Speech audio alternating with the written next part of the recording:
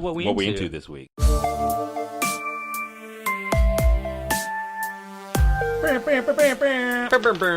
Welcome back, Mr. Robert Karma Robinson. Your name's hard to say fast. Mr. Robert Karma Robinson. I mean, it's hard to say fast if you don't have a tongue. I don't. I have Robert Karma Robinson. Robert Karma Robinson. Robert Karma Robinson. It's easy enough. It's hard for me. I get tongue-tied. I used to have a speech impediment when I was younger, so don't make fun of me Really? for it. That's hate speech, literally. You had a speech impediment? You're hating on my speech. No, like, you had a speech, like, what kind of speech impediment? I couldn't say R's, couldn't say your S's? Had a lisp? I started to have a bit of a stutter when I was, like, in, I think it's, like, second grade or something I had like one that. of those, too. Yeah. I overcame that shit. Yeah, not me. Still got it. I definitely have some days, like, I'll be listening to these podcasts, and I'm like, oh my gosh, okay, I can't say things today. And other days, it's like, no problem. No, I've noticed it a lot. I just don't correct you every time. Yes. I'm like, well, he pronounced that shakily, but we'll just... Does he know how to read? I clearly, my man, he's a writer, so words are his forte. I'm just going to acknowledge that and keep it moving. Keep it going. That's all you can do, man. I mean, no, I could, every time it happens, be like, what'd you say? And correct you, but I'm not an asshole. True. I mean, I am, but... I was like, that's not true. Not that time. So we had a bunch of options this week. At least I did. I had to choose between... That's that privilege. This is That what? I'm sorry? What? No. It's not, I thought we were going to get into a debate right there. Go ahead. I was going to say, well, the privilege was the torrent website because it's DVD screener time of the year. That's that privilege. That's what I say. That's what a privilege. That's a privilege. Like you went on Amazon and... Oh, no. God, no. No, I stream. Yeah, so I had the option of watching Ford vs. Ferrari last night, JoJo Rabbit, Uncut Gems, and Knives Out. Mm-hmm. And I asked Laurel, what do you want to watch? And she chose Knives Out. Okay. Well, Knives Out is probably the better choice. Maybe. Why don't you talk about JoJo Rabbit first? Here's Marshal JoJo. You're a top man. Prepare to leave the house. Today you boys will be involved in such activities as war games, ambush techniques, and blowing stuff up. I don't think I can do this. Was? Of course you can. When I was your age, I had an imaginary friend. Got me in so much trouble. Kids, it's time to burn some books. You're growing up too fast. 10-year-olds shouldn't be celebrating war and talking politics. Heil Hitler. I wish more of our young boys had your blind fanaticism. Did you know Jews can read each other's minds? But how would you know if you saw one? They could look just like us. Hi.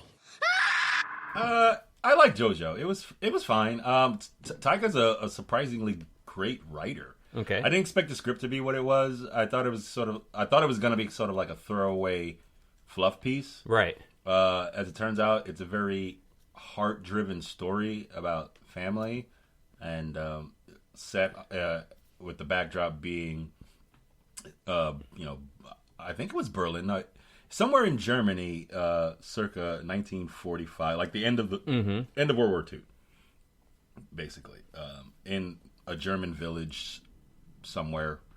Probably fictional. Maybe. I mean, I don't know. I haven't seen it. Yeah, it probably was. It probably was fictional. I don't even remember if they said the name of the town, but it was a town that was getting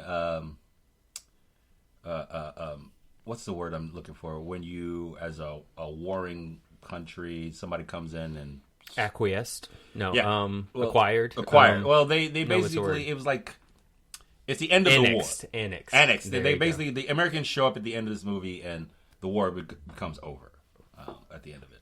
At the very end of the movie. Yeah. Okay. I don't know. I'm trying to remember the term when you secession of aggression. Basically, the war ends and this town gets freed. I didn't know the story going on. I thought it was just like, here you are following a 10-year-old Nazi kid with his make believe. With his made-up Hitler friend. What do you mean by that, his made-up Hitler friend? Well, the lead character is this kid named JoJo. I forget his last name. Betzler. Betzler. Johannes Like JoJo Betzler. super German. Sorry. Tell me. What did you ask me again? I'm sorry. I'm trying to. So what's the premise of the movie? So the premise of the movie is this kid who is basically like a Hitler youth. He's like really into like the Nazi party and Nazism and what have you. So he goes real ham for it. But his mother, who's played by Scarlett Johansson, is sheltering a German girl in their attic. Okay. And so a German girl, a Jewish girl, right? She could also be a German Jewish girl. Yes. In her attic. Yeah. A lot of times, like, people don't really make that connection that you can have be Jewish and German at the same time. Yes. But yes. You know what I am? Say it. A Jew. Gesundheit. Sheesh, that was intense. What am I going to do? No idea. Got it! I will Burn negotiate. down the house and blame Winston Churchill. Or negotiate.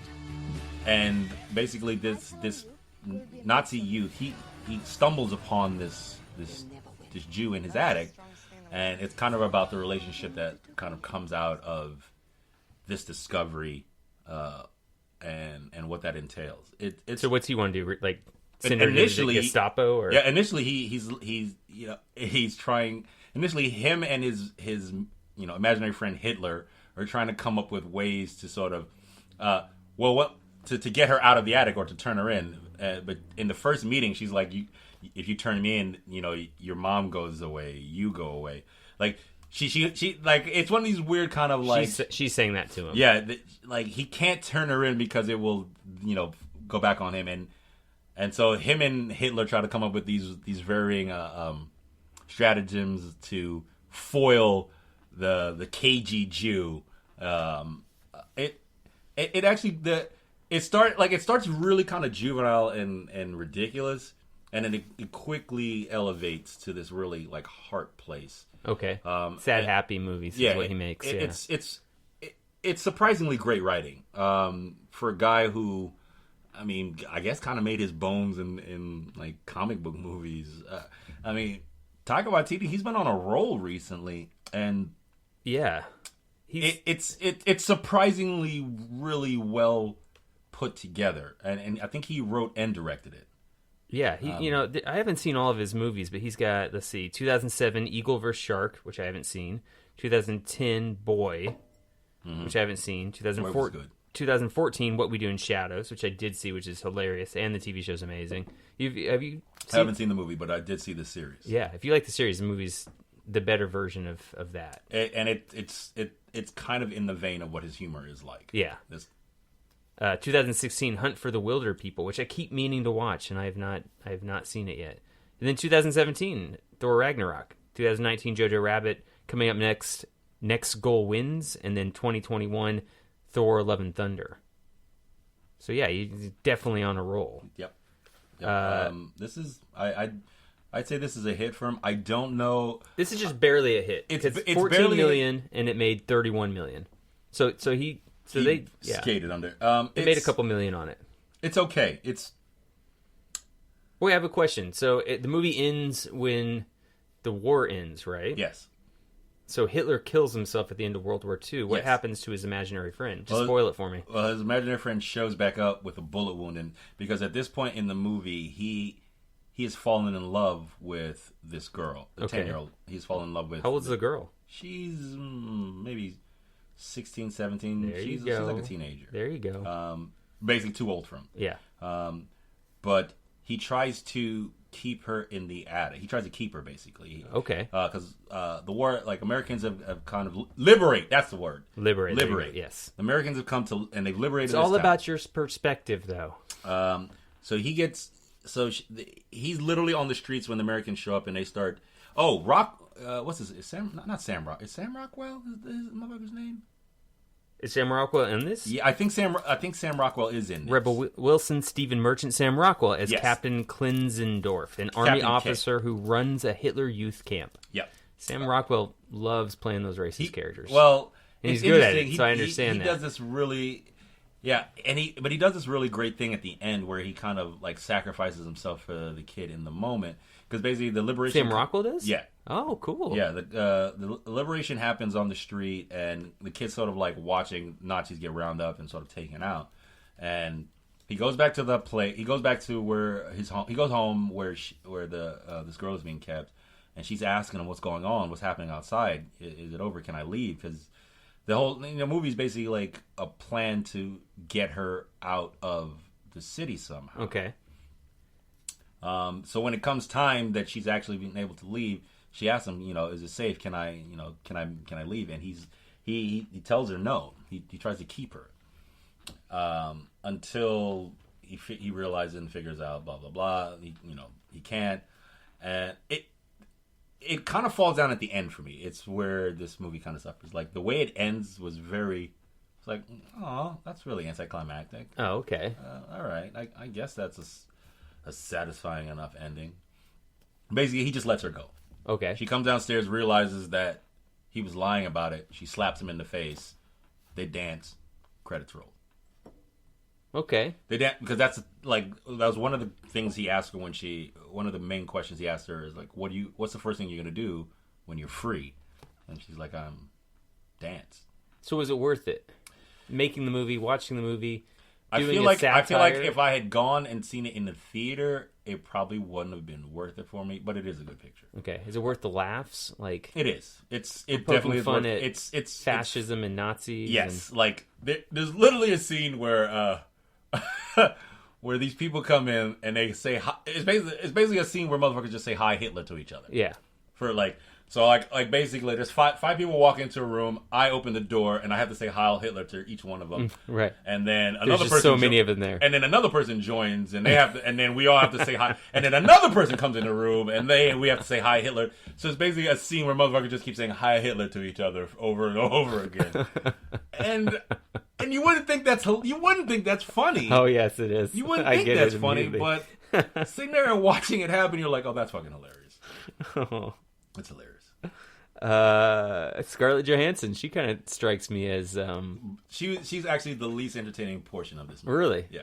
Okay. Like I think she's like perfectly cast as like a German. Really? German woman, and I was like, wow, they could have cast anybody else in this role because her role is this big in the movie. It's okay. Well, she's in it this long, but her role is important. It's one of the most important roles in the movie. She plays the kid's mom. Yes. Even though who is housing a Jewish person in her home who basically has this real kind of weird disconnect from I didn't believe that this was her son. Okay. Yeah, I was like, damn, ScarJo, you're usually better at this than it. She can be kind of bad in things sometimes. I feel like in a lot of things. I think she gets a lot of pass because she's fucking gorgeous. Yeah. Oh yeah. I mean, obviously. But... I think that's a lot of it because I could have taken or leaving her in this particular role. I was like, ooh. I mean, even your accent's kind of suspect. Like I like her, but I do too. But I've definitely seen her in things where I've been like, you're suspect. Ghost in the Shell. There was some questionable. Well, Ghost in the Shell had more than just questionable shit about that. Yeah, I mean, she's in films with Woody Allen, which I think were great. I don't know. I love her in Lost in Translation. I think that was literally the first thing she did. Yeah, well, she did what was it? That Ghost. Oh my gosh, why can't I just pull up IMDb? Okay, maybe it's the first thing of note that she did that people were like, "Oh my god, this girl is beautiful," and she spends half of the movie in her panties and bra. Wow, what a great actress. What an amazing actress. Yeah. Yeah. So you don't like her? No, I'm not saying that. I think she is a fine actress. Should she be in every picture since Sliced Bread? Because that's what it feels like that's literally what it feels like she's in. It feels like every time I turn around, she's in something else. So she's got Black Widow coming up in 2020. She was in Marriage Story, which neither one of us have seen yet, but I'm going to watch it. I almost watched it last night. I was like, 2 hours? I was like, well, for a movie like that, with that kind of subject matter, I gotta work up the fortitude to sit down and be like... Now imagine if you actually were married I feel like I mean, the first thing on my docket. I feel like I'd have watched the shit out of it. Right, because you really want to go back and like examine a movie that's very closely. If the movie's about divorce and you're like teetering on the edge of divorce, you really want to go into that? Yeah, because I want to take notes. Motherfucker be like, so you don't want to do that and ask for that in a divorce. Oh, that's... Well, those are the emotions I don't want to take into litigation. Okay, good. Yeah, absolutely. Let's see what else. Ghost in the Shell, Captain America: Civil War, The Jungle Book, the voice of Cobb. But we don't. She was in Hail Caesar. I think she's bad in Hail Caesar, if I remember correctly. She's not great, but she plays kind of a ditzy kind of. That movie Lucy. Remember Lucy? Yeah, forgettable. Yeah, forgettable, right? Let's see what else. Chef. I haven't seen Chef. She was the voice of Samantha in Her. Under the Skin, which was okay. Did you see that? Yeah, it's all right. Meh. Oh, she was really good as Kelly Foster in We Bought a Zoo. You being facetious? You're being facetious, Yes. right? Okay. She was in The Spirit. That movie with the gun movie? What about the Samuel L. Jackson? That was like the one that what's his face made it. Spirit. Directed by Frank Miller. It looked like Sin City. Yeah, it was based on that's what I'm saying. It's a comic book. Yeah. The Spirit. Yes. She was in that. Yes. Ugh. Yes. Yeah. Wasn't Billy Zane in that? It might as well have been, but no, I don't think so. No, I'm thinking The Shadow. That was the one I'm thinking of. Yeah. Billy Zane was the Shadow. Because Hollywood loves to make these weird, like, take these properties from the 50s and make movies out of them. And they never make money, but they keep doing it, like The Lone Ranger. They would have made money if any of those people were alive still, who gave a shit about The Spirit. Because they're basically the comic book movies of that generation's era. Yeah. Except in that generation, like, a superhero was basically a white guy who dressed up in a fedora and a cloak with a mask over his face, and he shot people. Holy shit, she was in Home Alone 3. Really? Scarlett Johansson, yes. As Molly Pruitt. I don't remember Home Alone 3. I remember Lost in New York. 1997. I don't remember the third one. What Macaulay Culkin is not in it. Oh, then that's probably why. That's why. Who's in the third? It's like a whole new kid. Is that true? Yeah, it's like a whole new different kid, a whole new different family. Alex Pruitt, so it plays his sister. She plays his sister. Alex Pruitt, an 8-year-old boy living in Chicago, must fend off international spies who seek a top-secret computer chip in his toy car. Yeah, no, I don't remember. I do not remember Home Alone 3, and probably with good reason. I always say I'm going to watch it, and then I never do. Yeah, I don't think you want to. I don't think there's any part of that that's going to make you be like, oh, I'm glad I did that. Well, it's like, the holidays. You got nothing else to do other than like eat cookies and like sit around with Tim on the couch, There was also a Home Alone 4, Taking Back the House. That was in 2002. They made a fourth Home Alone movie? Yep. And then there was straight to video though, right? Fifth Home Alone movie called... They made five Home Alone movies? Holiday Heist. That was in 2012. I don't think they have video anymore in 2012. It's just straight to streaming. Some streaming. Yeah. Wow. I knew they made 3. I did not know they had made 2 after that. Now that I know Scarlett Johansson is in Home Alone 3, I feel like next holiday season I'm going to watch it. Why wait till next holiday season? I don't know. Why not? Wait? You should watch it for the next week. We should watch it and review Home Alone 3 for the podcast next week. Do we have to? No. That's the option we have. We don't have to, but I mean, we could. Good. We could. Anything else you want to say about Jojo Rabbit or Taika Waititi or? Do you like that he's making these kind of movies? I do, because I went in expecting it to be kind of a throwaway film, and I found it having a lot more heart than I expected. Yeah. Especially with a film that's the lead character is a 10-year-old boy who's a Nazi. Like you don't expect a premise like this to suss out, and you actually kind of have a feeling and like I wouldn't say like I was viscerally changed by it. It's not like that kind of a level of poignancy. Mm-hmm. But there is something, because it draws parallels to our world right now, where the rise of Nazism is like hugely prevalent. It's sort of interesting to see like the psychology of a 10-year-old, because a lot of his psychology, Penelope's age, right? It and like a lot of what he was, his belief in, and a lot of what he was like strong in and wanted to see done. It for me feels like a lot of what is the held beliefs of these people. Mm-hmm. They have like the belief system of 10-year-olds. They believe that Jews are bad. But why are Jews bad? Because they have clove hands and they have mind control and they like the shit. It is childish. They're childish beliefs. Yeah. Like the belief system behind a lot of this shit is so ridiculous. So you're like, at one point, like the Jewish girl is trying to put him hip, and he's telling her, he's not. She's like, dude, you're not a fucking Nazi. You're 10. Yeah. This is the 16. This is a 17-year-old kind of like putting it to him. You're like, at one point she like in one of the first meetings she holds a knife to his neck. Like it's an interesting movie about disparate people, but at the end of the time, but at the end of the day, they're actually not disparate people. They're both German. They both are from the same town. The only difference between them is a crazy person's ideology has found its way into this 10-year-old boy, but his mom is still out there doing things. And this is one of the things I didn't reveal. I guess at this point it doesn't matter, but no, I'm not gonna reveal it just in case someone who's listening to this actually does go and see it. There's a major thing that happens in the movie to JoJo that really affects the relationship between him and the Jewish girl that he ends up falling in love with. Okay. Yeah, so you're going to save that for... Yeah, I'll save that for whoever wants to see it. I'll probably watch it this weekend. It's not a bad film. Like I was surprised by it. I thought it was going to be kind of one of those throwaway kind of toss-off films, but I think it's a credit to that boy Taka Waititi's writing skill. I didn't know he could write like this. He's a writer. Right. He's a writer. Yeah. I mean, if you look at he's written all of his movies. Oh, no shit. Yeah. Except even Thor Ragnarok. And Thor Ragnarok as well, yeah. So he's a definitely a writer.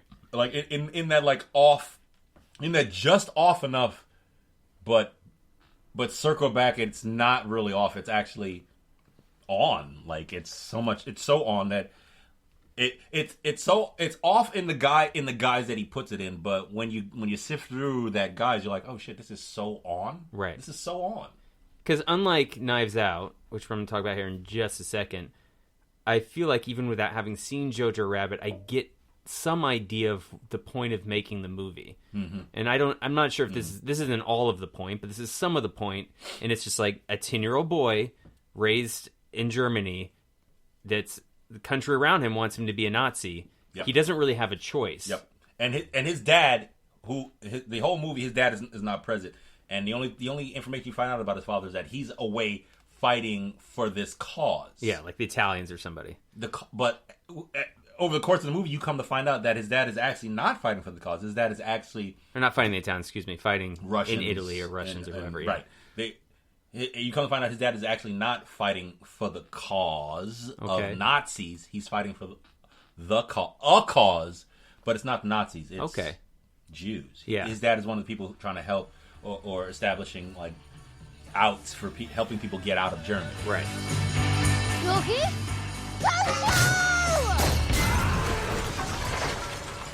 Oh, God.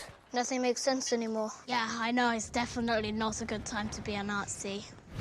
Other than sheer entertainment, murder mystery entertainment, I don't know what the point of Knives Out was. And for me, I don't think I think it. It doesn't need to have to be. Yeah, exactly. It doesn't have because there was a time when murder mysteries and things were 100%.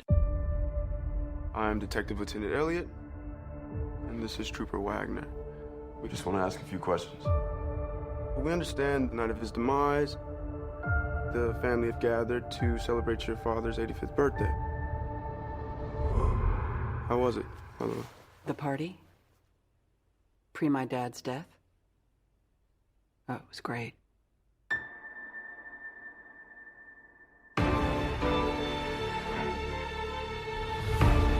Ladies and gentlemen, I would like to request that you all stay until the investigation is completed. What? Can we ask why? Has something changed? No. No, it hasn't changed, or no, we can't ask. I'm gonna live till I die. You think one of his family Walls. killed? Is that what you're suggesting? Let it cry. I'm gonna take the... You all love twisting the knife into one another. Up your ass. Oh, very nice. Matter of fact, eat shit. How's that? Eat shit, eat shit, eat shit. Smug smile. Definitely eat shit. I'm a little known fact. I'm a huge Agatha Christie fan. Yeah, you'll like Knives Out there. And I knew I would. Like, I love that kind of like who done like that's my shit. So I won't ruin Knives Out for you. Detective stories and mysteries and shit like that's part of the reason I'm able to do what I do. Like when I suss out a movie's plot based on just a few bit of context, that's right out of Agatha Christie kind of shit for me. Like I take like the little bit of stuff that they give you from like a plot or a story, and I extrapolate it and detectivize it to a point where I can sit you down in a parlor and be like, so here's the reveal. Yes. And there's a lot of that in this done to really good effect. Okay. There's one sequence where it's done almost a little too long. Okay. Because you're kind of like, I think that 3/4 of the way through this movie, possibly halfway, I think you will go, oh, I know what happened. I feel like that'll happen a lot for me in a movie like this. I feel like a movie like this is layered with red herrings. So Knives Out, 2019, directed and written. We're going to talk about a writer, Rain Johnson. Rain wrote this. Rain wrote this, and it's. I'm going to ask you right off the top. What do you think of Rain Johnson? Because I think he is brilliant. You know what? I think he's brilliant. I think he is too, and I've kind of like I'm all over the place with him because why? he's why? Because why are you all over the place with him? I'm going to tell you right now. I loved Brick in 2005. Okay. Joseph Gordon-Levitt. Yes. I watched that movie and I was like, holy shit, this guy is a good director. I want to see him. And Did he write that too? Yes, and that's I'm pretty sure he wrote that. And then his next movie, The Brothers Bloom, 2008, comedy drama. I like The Brothers Bloom. I did not. I thought this guy's trying way too hard to be Wes Anderson. I was like, I don't know what this is. It doesn't feel like Brick. Brick felt like it was grounded in like a desperate dark reality. Brothers Bloom felt like I don't know what is going on. Maybe I need to go back and watch it again. I can't explain why I liked it. I think because it was so like out there, off the cuff, kind of like there was a I don't give a fuck feeling about it that I guess I resonated with. Right. In the same way that that second Star Wars movie that he directed had that I don't give a fuck kind of feeling to it. Sure, I think that especially when you give him carte blanche to do that. Yes. So Brothers Bloom had Rachel Weisz, Adrian Brody, Mark Ruffalo, Rinko Kikuchi, Maximilian Schell, Robbie Coltrane. I was not into it. Next movie he did, I was super into, Looper, 2012. I was less into it, but I thought it was okay. Time travel movie. It gets heady. With Bruce Willis and your boy Joseph Gordon-Levitt with a fake nose. Yeah. It for me, it worked as a sci-fi property, although the execution for me wasn't the greatest. I had mixed feelings about it because I think I liked the premise. I don't think the execution was all there. Yeah. So then when he gets to The Last Jedi, I think you're right. Was there a trend? He hadn't done anything before after Looper? Was Looper the last... 2012, Last Jedi 2017. So he had basically... Looper was his death note, basically. He had I don't think Looper did financially well. It wasn't well received. It wasn't well reviewed. It was well received. Was it? Yeah, it had a $30 million budget and made $176 million. Okay. So he definitely made money on that movie, and it was well received. And then he just took a hiatus then.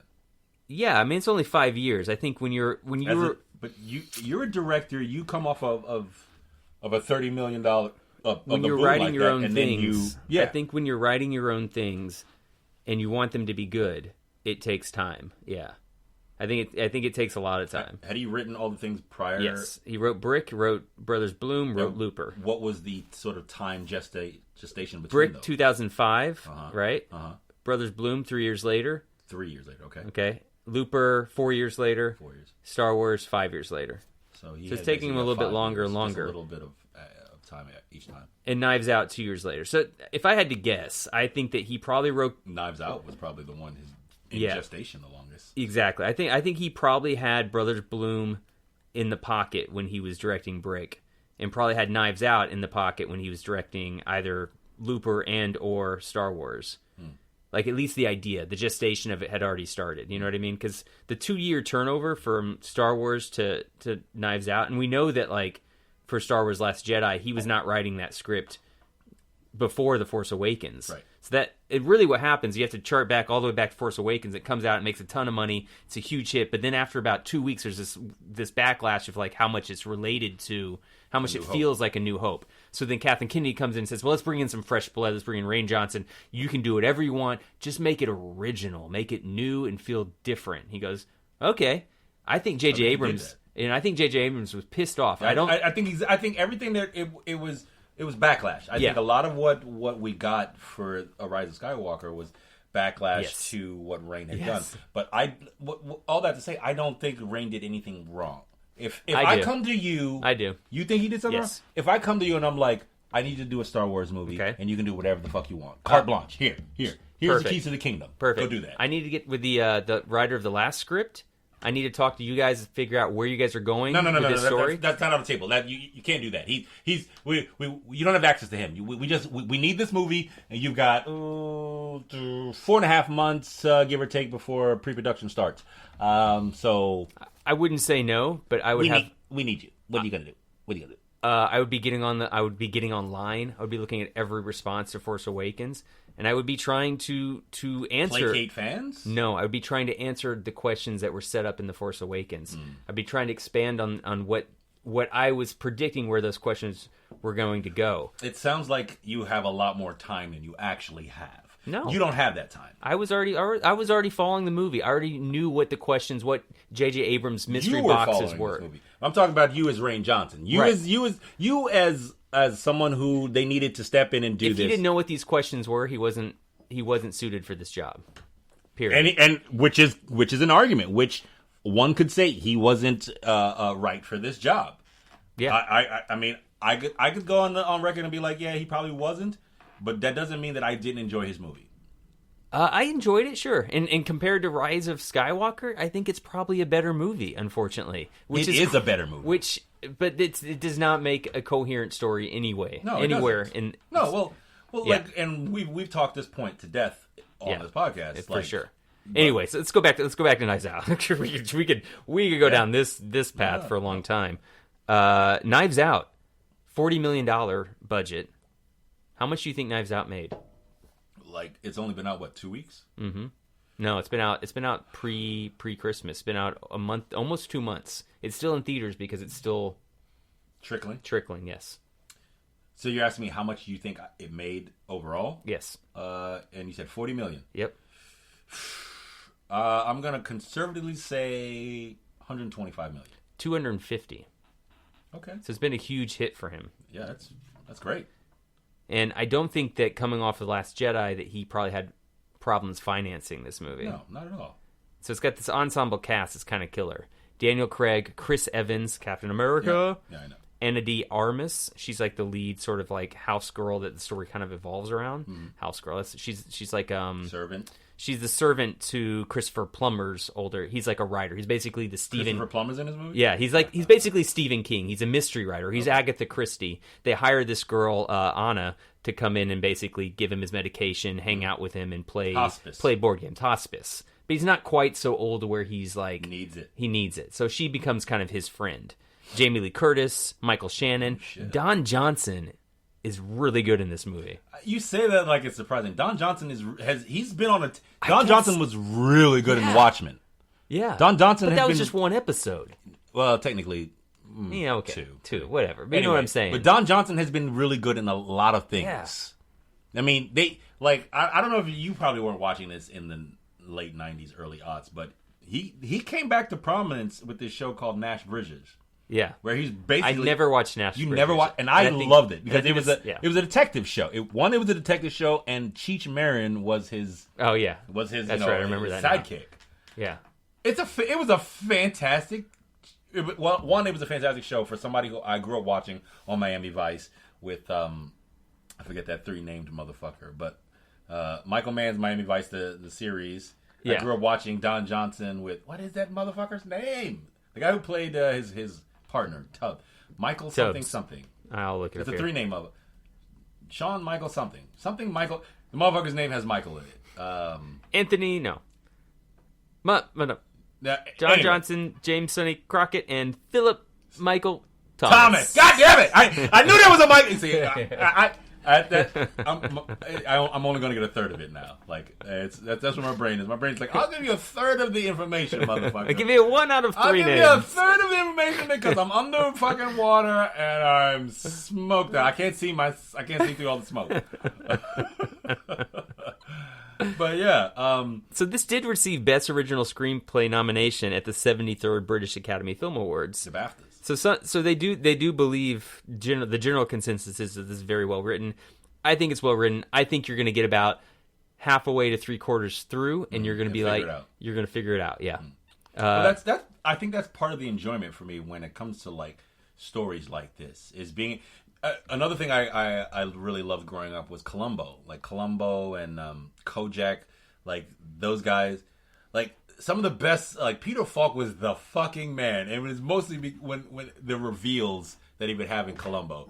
Because he always had this moment where he was like, oh yeah, that your explanation serves it for me. That I guess I was wrong in my assumptions. And then he starts to turn around and he's like, oh yeah, well one more thing. Yeah, and then he'd be like, oh, but there's this thing that you said, and then we should have switched movies because this is your movie, man. It was my movie, and why I actively tried to find it. Right. I wasn't trying to download it. I know you said to just download it because I have a VPN. But I wasn't trying to download it. I couldn't find a good copy. It'll turn up. It will, but it's just too early right now. Right. And I know you were like, well, what about Parasite? I've been able to see straight up really great qualities of Parasite for at least a month, but they just don't have subtitles. Yeah. And so my option was, and I'm not above it. I've done it before.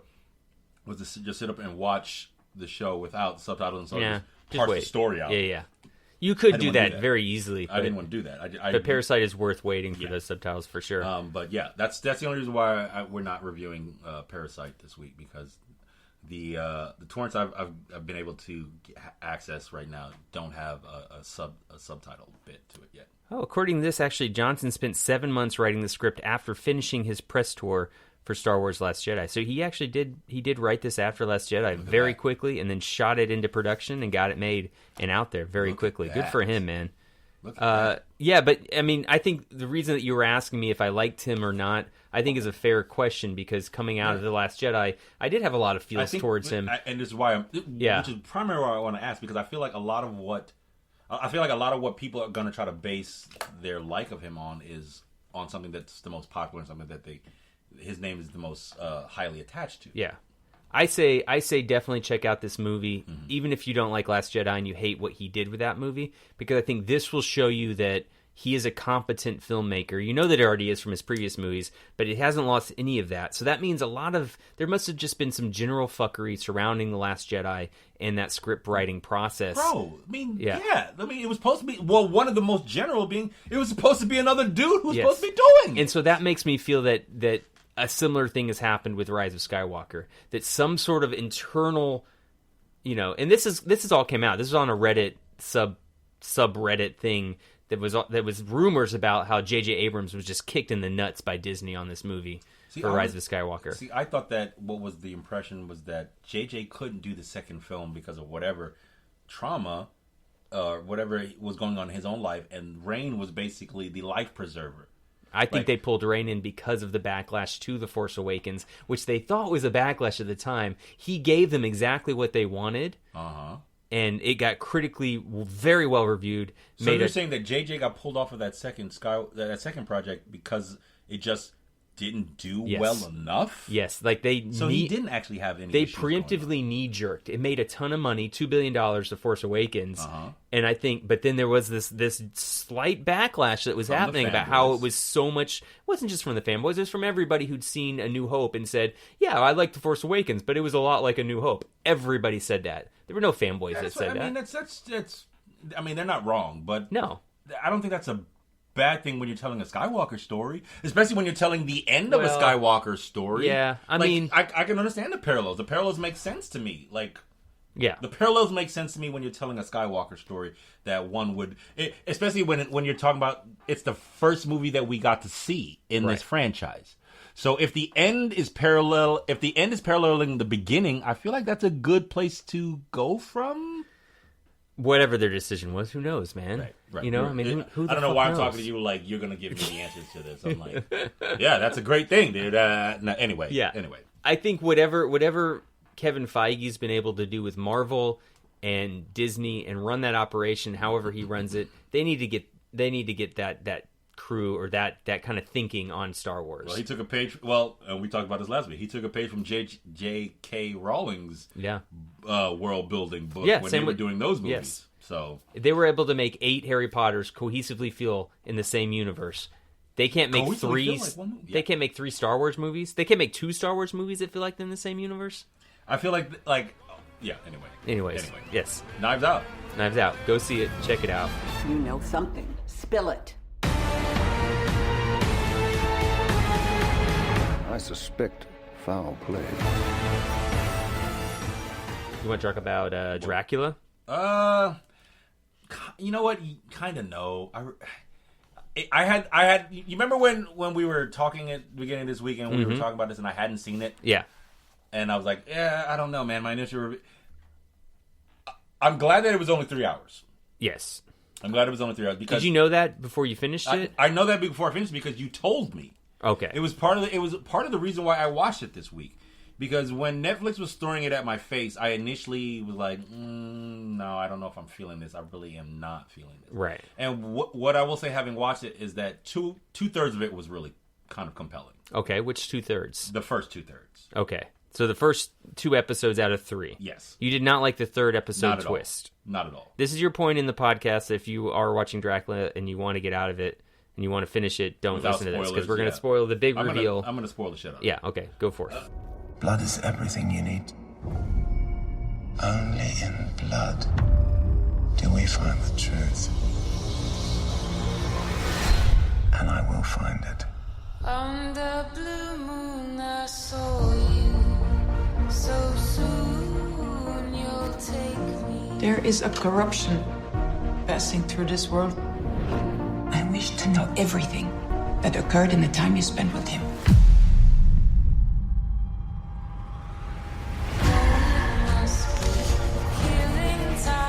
He is a monster. He is the devil himself. I could be wrong, but I think you were having a nightmare. I was kind of on the fence with it, and I think it was from the performances of it. Okay. From the top. Because I initially liked it. It kind of paralleled the Bram Stoker's Dracula of old that we know with Yanu and my man Oldman and Old Girl. Yeah. What's her face? Talking about Francis Ford Coppola. Yes, the Francis Ford Coppola Dracula. It feels like they... Is that Winona Ryder? Yeah. Thank It you. is Winona. I was Ryder. trying to Wow. like... Yes, it was Winona. Who... While I liked what they were trying to do initially with this, because it basically was sort of like the Bram Stoker's telling of that story that you know from that movie, or basically the Bram Stoker's telling from the book. I don't think I've ever read Bram Stoker's account of It's this. not like this. It's not like this? Yeah, no. Is it anything like the original Bram Stoker's Dracula? It's more connected to the Francis Ford Coppola movie than this show. Yes, and I think the show did a decent job initially of running along those lines. Right about the time they flipped the script in that 3rd episode where they jump 120 years into the future. I liked that. I did not. You did not. Okay. I thought I liked it initially because I thought, oh, this has potential. Yeah. But their handling of that part of the story was trash to me. I agree with that. It was trash. At that point, I did not know that was the last episode.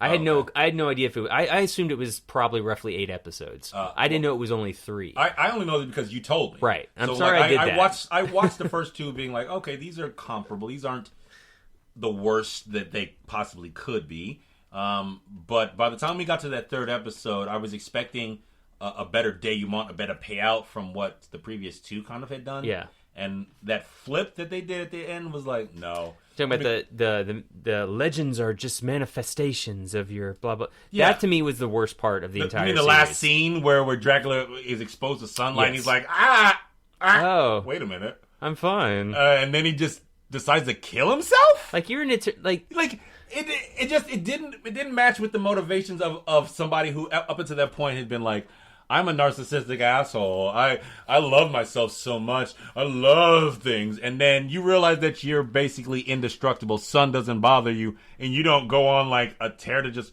rip down the world in blood. You're like, Or I just don't want to live anymore. Well, now I can finally face death without fear.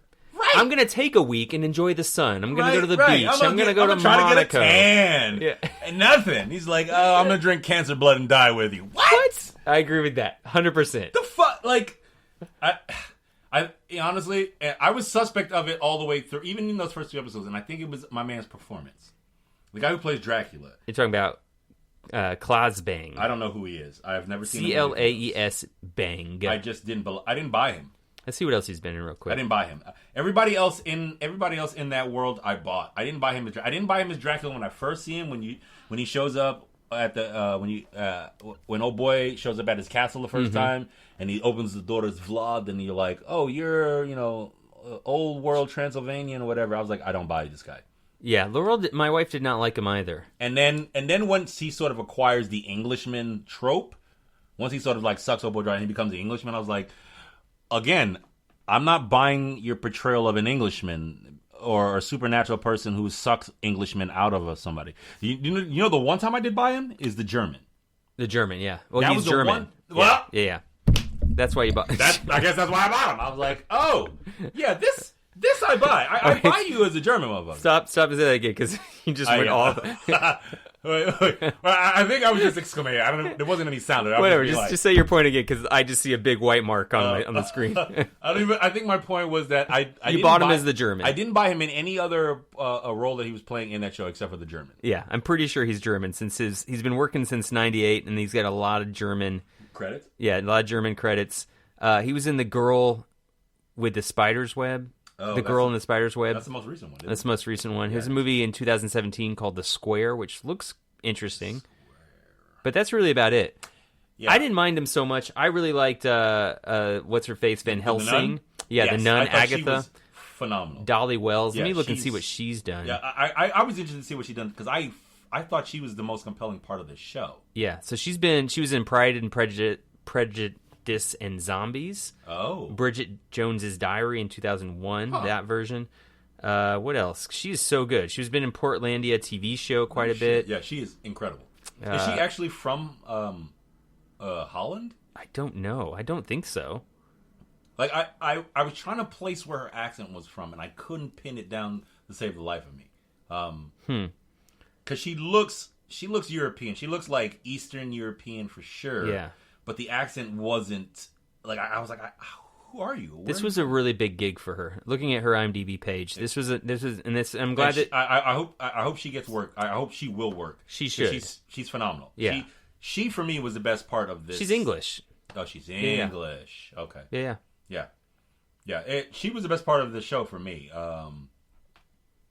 Yeah, I think so too, and I think that's why when she came on, I was like, "This show is interesting now." I like that. That nun character. For me, it was old boy too. The guy who plays the lawyer at the top, he was really good too. Yes, who plays Jonathan Harker? Yeah, like or the Keanu Reeves role in the Bram Stoker's version. But you get why I was saying I think it's worth watching. Yeah, you do. Because I do. Yeah, because it does take like some it of has the pulp. Yeah, the pulp and the traditional the noir Dracula aspect of it. They really kind of hit, and that's why I feel like the first 2 episodes were so successful. Because they relied on that pulp, they relied on that tradition, and they leaned into it. But by the time we get to that 3rd episode, they've completely flipped the script, and it becomes a completely different, almost like a completely different series at that point. It does, and that's why I thought, oh, okay, well, this is the actual series. And for the first part of that 3rd episode, when he's in this like new world, and suddenly he has to exercise. Because all the blood he's drinking is of fat and like opulence, basically. You know, I thought that was really interesting. I was even with it up until then because right about then, like it was starting to slip for me right about the time his lawyer showed up. Yes, and like fought to get him out of a place. I'm like, yeah, Reinhardt, but you're like he is not a person. You're assuming that this dude has rights. He's a dead man. Yeah, dead people don't have like there was ways around the lore that didn't make sense. Sure. And the fact that his lawyer from like shows up and I was like, that was right about the time I checked. I was like, okay, no. Like when they captured him and they had him in the cell and she's like, well, we're gonna use your blood. Like it had a different vein. It had a bent that I was like, oh, they're gonna take this to a scientific bent. Yeah. They're gonna make this kind of like, you know, next to worldly with this, you know, futuristic bent to it. And then his lawyer shows up and gets him out, and I was like, what? Huh? And he steals a phone, and that's how he gets in touch with Lucy, who is the main character, who is the Winona Ryder character from... And then he finds out that, you know, he's like, oh, she's in love with death, and I'm afraid of death. So, yeah. I like what like I said, I like what they were trying to do, but no. One of the guys, Mark Gatiss, he worked a lot on the Sherlock show. And who was he? He was a writer. He is the writer and creator of Dracula. He worked a lot on the Sherlock show. These guys also did that Jekyll show, if you saw the Jekyll and Hyde show, which apparently has a similar thing. Who else? The other guys, Stephen Moffat. Let's see what he's done. I bet it's I know that name, Stephen Moffat. I bet it's more of these kind of like. He also worked on Sherlock. Okay, so they have these two creators have a history of old properties brought to new, present, contemporary times. Yeah. And so there was a while where like this show was like in the third episode, kind of a Buffy Vampire Slayer kind of like feel. You know what I mean? Like it's a Dracula and he's in a new world and he's like, you guys live like emperors. And I feel like they had a lot to work with and then they squandered it. Yeah. Like the Harker Foundation, this whole foundation that got established after Dracula went. Like, well, one of the major disconnects for me was when Dracula went into the water. When his box of earth, from a ship, goes into the water, and the earth doesn't leak out of the box, he gets preserved. Right. That for me was already like, all right, fuck it. Yeah. This happened at the end of the second episode. Yes. So by the time that second episode was good though, the Dark Vessel. Yeah. Well, that was Blood Vessel. That was compelling and great because we you know, based on the Bram Stoker's version, we kind of. It's kind of like sinew tissue for if the Bram Stoker's Dracula version had stayed a little bit longer on the boat, we could have seen what had transpired on it. That's what it kind of felt like. Yes. It kind of felt like the what if They skip over that in the Francis Ford Coppola, yeah. Right, the ship goes down. Yeah, exactly. No, I think the ship crashes into the harbor. He jumps off as like a wolf or something. Oh, word. And the captain has like been tied to the mast. To the mast, yeah. Or to the ship's wheel. Whatever. We can move off it. Yeah, I do think it is. Would you recommend seeing it? Yeah, I do. If you have an interest in any of this stuff and Dracula at all, which I do, I like Dracula. Like I said, I think the first two episodes are kind of successful in sort of the pulp noir aspects of this character. I'm not entirely sure what this show's trying to do. Do you think they'll get a second season? Do you think they should get a second season? I would watch it if they did. Okay. Because that's what I thought was going to come after episode 3, and it just jumped to like the next show, and I was like, oh, that was the end of the whole. And he's dead. Oh, okay. Yeah.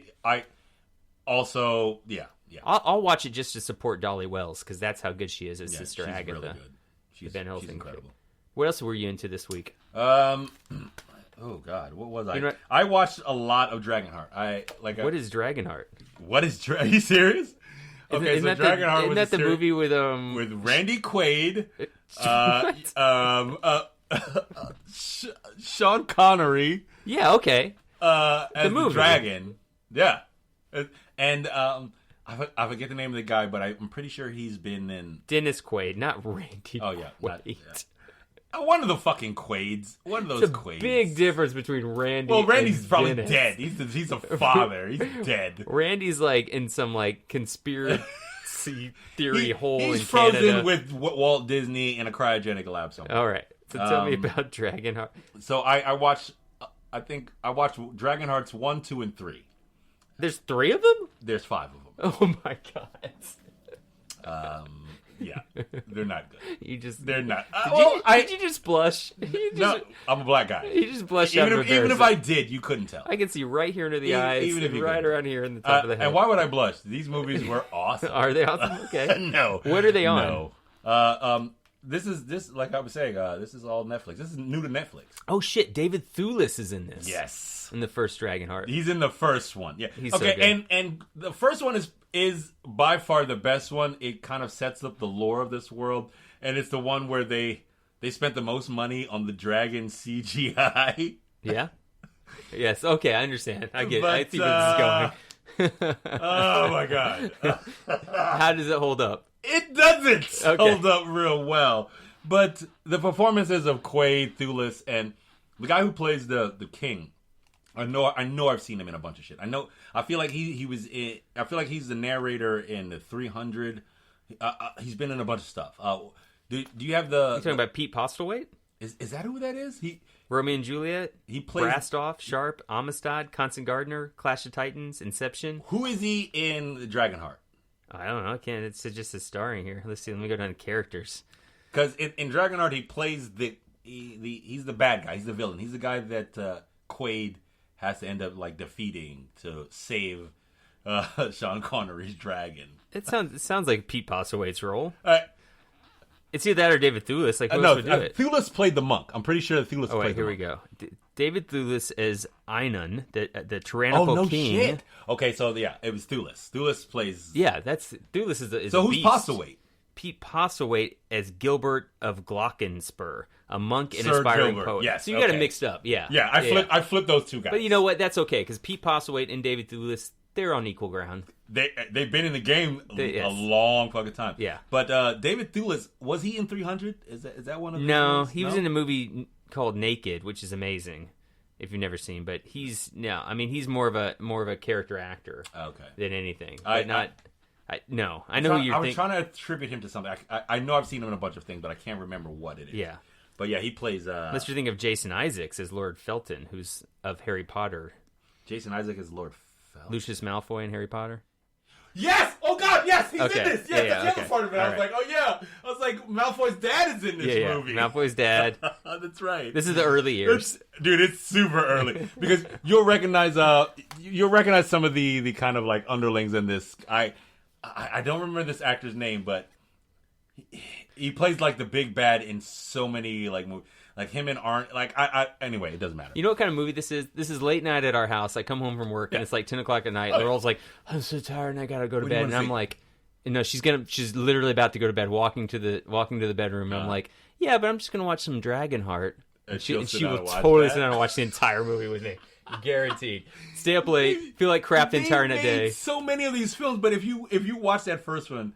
Like, do you recommend any of the other ones? No. Okay, I don't recommend it. So if you watch the first one, I do recommend. I can't. I didn't write the name because like they're not called Dragonheart 1, 2, and 3. They're called like Dragonheart: The Search for blah blah blah, or Dragonheart 3: They're like Dragonheart : some other long ass titles to some shit. There's Dragonheart and there's one other one in the franchise series that are worth viewing, but like I said, they're all suspect because of the shitty dragon CGI. Well, the guy who wrote it, Charles Edward Pogue, also wrote The Hound of the Baskervilles in '83, which is pretty. That's okay. I've seen it. Yeah. Did you? Psycho 3 in '86, not good. Not good. 1986 is The Fly, that's the Jeff Goldblum one. The first one? Yeah. You wrote that? That's not the very first Fly. That's the Jeff Goldblum version. Oh, okay. Yeah. The one that we know. That's a David Cronenberg one, yeah. And then he wrote Dragonheart, and this is the last thing that he did in '96. Rob Cohen, who directed it, also directed the very first Fast and the Furious. Are you serious? Yes. Okay, then that makes some sense. So immediately, that makes some sense. Yeah, this is the Fast and Furious that Dragon makes movie. some sense. Because I resonate with this film, but I don't know. Something speaks to me about this. It speaks to a part of me that I didn't know that I understood. He also directed in 2008 the third installment of The Mummy: Tomb of the Dragon Emperor. Oh God, it was so bad. It was so bad. But yeah, okay. And then finally, he directed The Boy Next Door, starring Jennifer Lopez, who was also in one of the movies I watched this week called Hustlers. You saw it? Yes. And? I thought it was pretty good. Right? Yeah. I give major props to J-Lo for getting it. This was the one I saw at the same time we saw Joker. Yes. So you were saying you were giving me props to J-Lo for getting in a thong. And isn't she the baddest in that movie? Yeah. I don't know. Remember what I was saying? Like she shows up and she's like in a thong. She's almost 50 some plus years old, and she's giving every one of the like young broads in that movie a run for their fucking money. Yes, agreed. I like Cardi B in it. Cardi B is it's a phenomenal. She should have been in it more. Oh, yeah, I liked Lizzo. Should have been in it more. The only thing I did not really enjoy about the movie is that it was rated R. It's an R-rated movie, Let me double check Go that. ahead. Let me double check this. Rated R. It's okay. rated R because I'm pretty sure I had the same critique for it. Yes. When I reviewed it. I think you might have. Neither one of us has the memory to remember this, but it feels like it's PG-13. And I don't need to see J-Lo's boobies. No, I don't. But if you're dealing with a movie that's talking about that's based in a strip club, it's in the strip club. It's in the club, and they showed some boobies occasionally. I'm not saying like I go to a movie like Hustlers. It doesn't need to be gratuitous. No. But it needs to be representational. Right. And I don't feel like any part of that was. We are about representation here at What We Into. Every single week show us Hustlers. When we turn the mics on, we're about representation. But show us strippers in a strip club. We need to see that real world. I think that's actually I think I did critique it that way. Right. Because when you go into a strip club in New York, it's different than going in a strip club in Atlanta. Have you been to a strip club in New York? For my wedding bachelor party. That's right. With another celebrity who likes to take people to strip clubs. Well, I'm not going to say his name. Say his name. Everybody knows. Everybody knows. Because I've ever spoken about others. Rami Malek. He likes taking motherfuckers to strip clubs. Maybe not anymore. I bet he doesn't anymore. I bet now he's like, damn, this shit's dangerous. Well, I mean, he can't now. Like, Rami goes to a strip club now. They're like, man. Hey, we're trying to make it rain. There's like... Lock the doors. He's never leaving. Thrown at his face. Oh, my God. Like, I just... Do you think... Oh, I got to ask him now next time. I mean, I would love to know. I haven't seen him. But yeah, so New York, it's just topless. You can't take off the lower half. No. See, and I'm from Texas. Texas. What's Texas strip clubs the like? Butt naked. When you say you want to, when you're asking someone if you want to go to the strip club in the South, you ask them, do you want to go to the Butt Naked? Yeah. That's okay. Yeah. That you don't say you want to go to the strip club. You're like, you want to go to the Butt Naked? Right. They're like, yeah, I want to go to Butt Naked. So the first strip clubs I ever went to were in like Atlanta, Georgia. Aha! Right? The Butt Naked. The Butt Naked. Yeah! So then I came back to Indiana, and this is like I was like in my 20s Regina's or House something. of Dolls? Yeah. That was my first strip club. Exactly. Oh. You're like, oh, God. God damn. I can see your scars. That looks like it hurt. Oh, God. Now, this is a knife like, wound from World War II. It's like, my kid needs some school clothes this week. I mean, do what you do. Get what you got to get. But Regina's House of Dolls was trying. So all of that is to say that I enjoyed the movie. Felt like it needed to be more rated R. I did not. I would have been totally fine with never seeing Jennifer Lopez's breasts. Not me. The fact that she got into that thong and like did that work on that pole and it looked good, I was like, damn, okay, that's a lot of digital scrubbing, but that looks good. You monster! You think she got digital scrubs? Oh, of course. You're a lot. No, of course. That is. You know what? That is that woman has a personal trainer and a nutritionist. At least for 20 years. Yeah. So, no, J-Lo ain't need no digital scrub. That was authentic Jenny from the block, I guarantees. So, according to Vanity Fair, this just came out 2 hours ago, that Hustlers, Jennifer Lopez's real-life inspiration, says she was only offered $6,000. I believe it. Right? I absolutely believe it. Samantha Barbush has filed a $40 million lawsuit against the film. Ooh. Yeah. Ouch. Get your money. Right? It made $160 million worldwide. I feel like while it's interesting that this is coming out after the fact, that you sold your, because it sounds like she's basically sold her story for less than she thought it was worth. Yep. And now that it's recouped what it recouped, she's trying to I don't think she's going to get the money that she's asking for. She'll get something though. You think so? Yeah. Okay. Well, then she should, because it's a phenomenal story, and if they made that much money, they shouldn't have an issue with kicking her a percentage. Yeah. In the same way that like how they see us, I feel like anytime you're going to take something that's someone has lived, someone's life story, and kick it up a notch, if you subsequently make bread from it, you should kick them. You should kick it. I agree. I think especially when it makes that much money. But the problem is all that money comes in and then somebody owns it. Yes. And somebody has to say, okay, I'll give a whole bunch of $1 million to this Here's how we slice this exactly. pie down. But it's already been sliced is my point. Someone has to take more of their slice and give it to her. She says, we were sent a waiver release which would have given away all of Samantha's rights, including her own book deal and story, and her compensation in doing so was a mere $6,000. We respectfully declined the offer. I respect that. So it sounds like they declined it, and somehow the movie still got made. Still got made, yeah. That makes sense. Well, it's not unlike Green Book that won an Oscar, where like everybody in the family was like, no, and they were like, yeah, but we're gonna make it anyway. Have I taught you how to eat fried chicken yet this week? Well, not this week, but I know you've attempted in the past, which I've slapped you unconscious before. But I'm like, man, fried chicken's delicious. Yes, I know, Lawrence. Have I showed you how to eat it, though? Yeah. There's a whole way you have to eat it. Like I said, you've attempted, but I've slapped you unconscious. As a white male from Indiana, I'm the one who knows how to eat fried chicken. Well, obviously. I mean, your peoples have had the knowledge of my peoples for a while now. Sexy knowledge. But yeah, good movie. Watch Hustlers if you want. I think it's pretty good. It's a dope film. Yeah. What else were you into? You know what I did watch? I watched Bright again. Interesting. You and my wife. I think what night was that? New Year's. That was New Year's. This year? Yeah, New Year's Eve. You came back over after work, and you and my wife got into a lengthy, heated discussion as if it wasn't 3 a.m, and you guys started talking about Bright. Okay.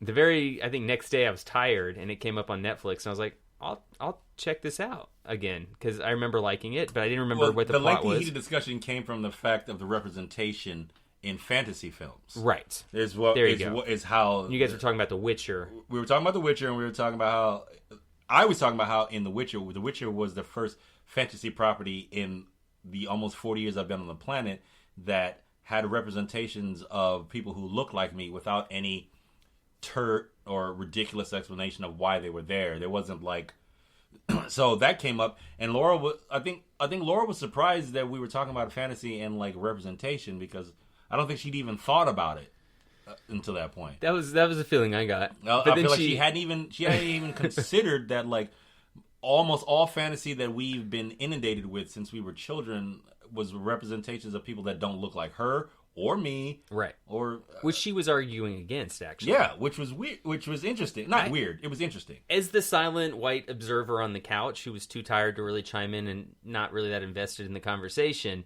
I did have a couple of thoughts while you guys were arguing. I thought it wasn't an argument. We were like she was expressing. You know what I mean. You know what I'm saying. I know you don't argue with my wife. You guys have nice little conversations. What I thought was that she had never thought of that, just like you said. Mm-hmm.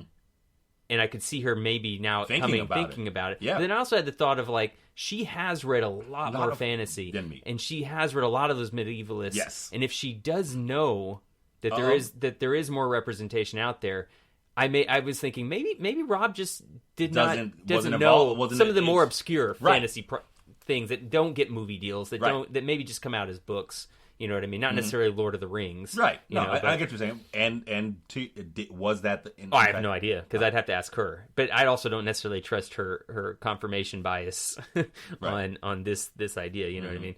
So it was just an interesting thought. Like, has there actually been representation in literature from these medievalist standpoints for persons of color? Really.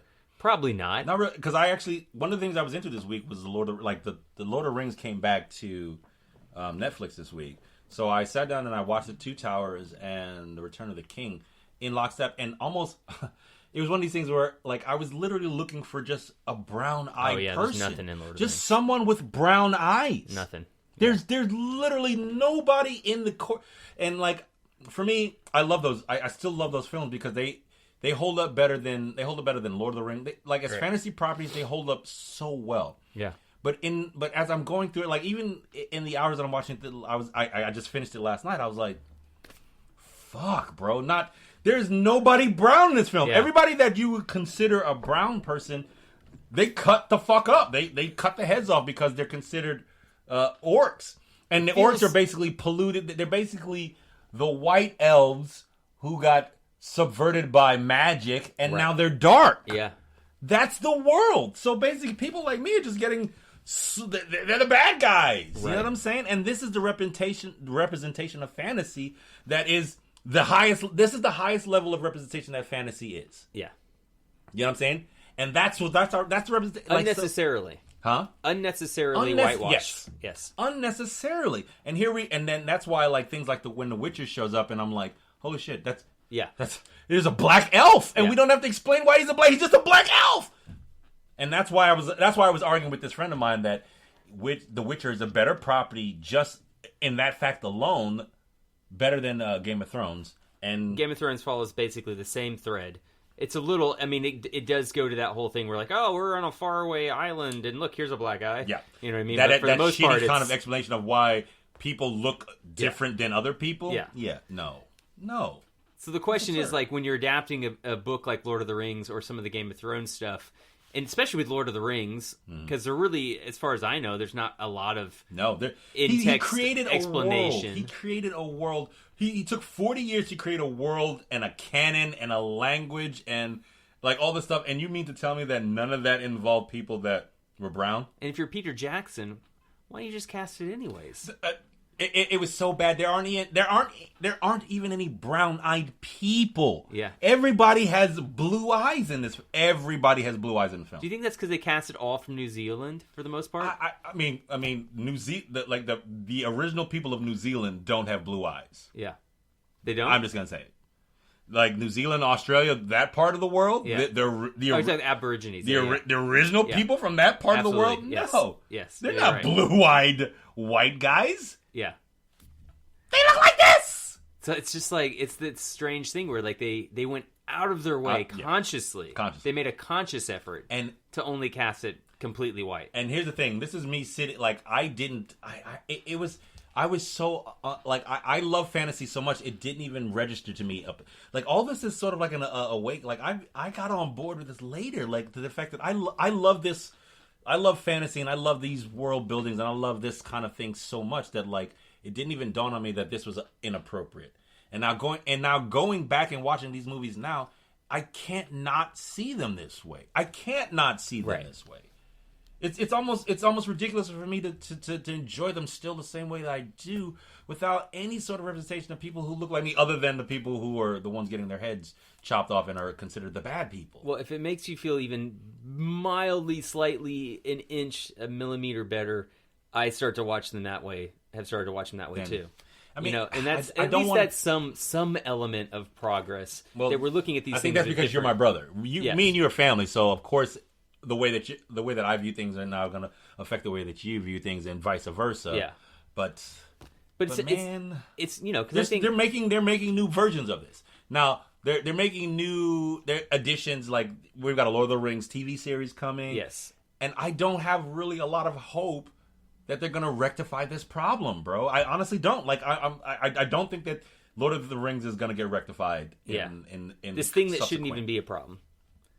It's not gonna. It must have been somebody at some point said, "Should we cast this guy?" Oh wait, he's dark skinned. There aren't any even like you know what I mean. Like I'm just over the moon that there aren't even like there. Everybody in this film is a white person, but they don't even have like brown-eyed white people in prominent roles in this movie. Like even that was like everybody in this movie is a blue-eyed, as Aryan, as Anglo as they could possibly be person. I'm like, not even one person has brown eyes. Not even one of these white guys has a brown eyes. It's crazy to even be like that's the hill I want to die on. But like, I'm watching this movie again for the umpteenth time or whatever, and I'm thinking about it in scene to scene. Mm-hmm. Well, on November 30th, 2010, in the Atlantic magazine online, the title of the article is "In Middle Earth, Must All Hobbits Be White?" And the article starts with, "This week, the casting director of The Hobbit was fired for turning away a woman of Pakistani descent for being too dark to play a Hobbit. The agent also placed an advertisement in a New Zealand newspaper seeking extras with light skin tones." That's The Hobbit. Right. So they fired her. Right. Maybe we should go back and watch The Hobbit. I would try to. I think I would try to, but I think it suffers from the same thing. Yeah. I think all these movies, all these fantasy properties suffer from that thing. Yeah. Anyway. Here's what he says. The crew member in question took it upon themselves to do that, and it's not something that we instructed or condoned. Spokesman from Peter Jackson Productions Company says no such instructions were given, which makes it sort of like, okay, maybe that means you guys are just inherently racist. You know, that just means you're just naturally. You're just like, we don't even think about it.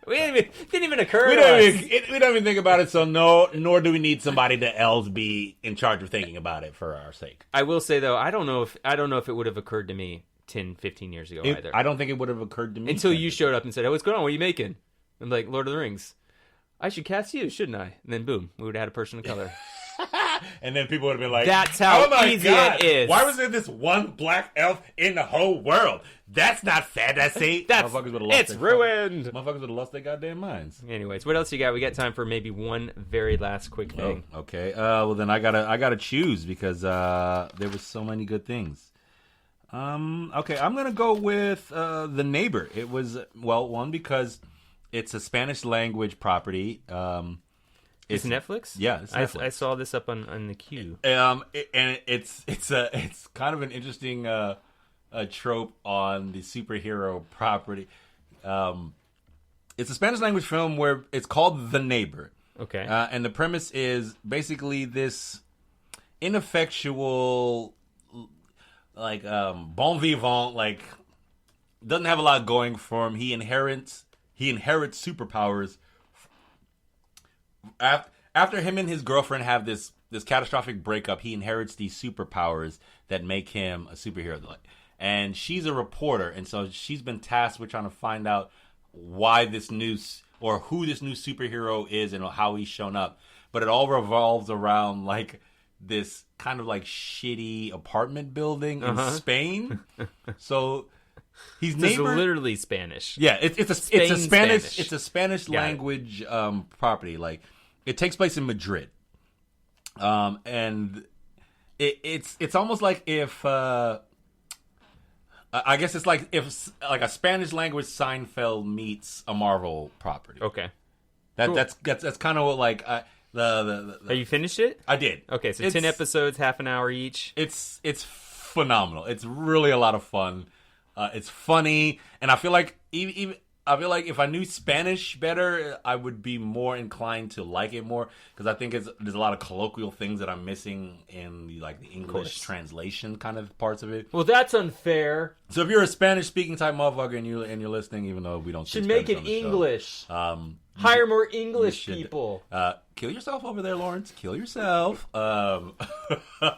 But it's a lot of fun. It's very funny, and the actress, the one who plays the girlfriend in it, I think she's getting her due because this is the second Netflix original property that I've seen her in. The other one being, I can't remember the name of it, but it's like a space station one. It's a Spanish language space station one where she plays like a person who is that Clara Lego? Yes.